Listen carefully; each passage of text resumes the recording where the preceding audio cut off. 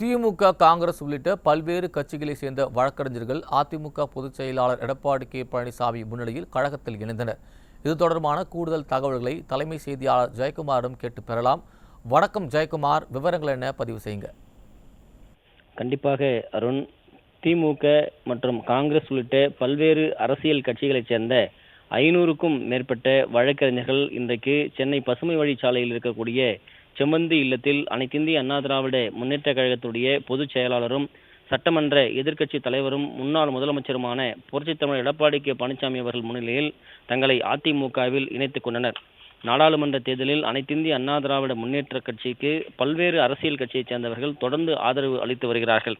இந்த நிலையில் அனைத்திந்திய அண்ணா திராவிட முன்னேற்ற கழகத்தினுடைய வழக்கறிஞர் பிரிவு இணைச் செயலாளர் பாலமுருகனுடைய ஏற்பாட்டில் குறிப்பாக திமுக மற்றும் காங்கிரஸ் உள்ளிட்ட பல்வேறு அரசியல் கட்சிகளைச் சேர்ந்த 500க்கும் மேற்பட்ட வழக்கறிஞர்கள் இன்று சென்னை பசுமை வழிச்சாலையில் இருக்கக்கூடிய அனைத்திந்திய அண்ணா திராவிட முன்னேற்ற கழகத்தினுடைய பொதுச் செயலாளர் புரட்சித் தலைவர் எடப்பாடி கே. பழனிசாமிகள் முன்னிலையில் 500க்கும் மேற்பட்டோர் அதிமுகவில் தங்களை இணைத்துக் கொண்டனர். குறிப்பாக இதில் வழக்கறிஞர்கள், சட்டக்கல்லூரி மாணவர்கள், கழகத்தினுடைய பொதுச் செயலாளர், கழகத்தில் இருக்கக்கூடிய முக்கிய நிர்வாகிகள் என ஏராளமானோர் இந்த சந்திப்பின் போது உடனிருந்தது குறிப்பிடத்தக்கது. விவரங்களுக்கு நன்றி ஜெயக்குமார்.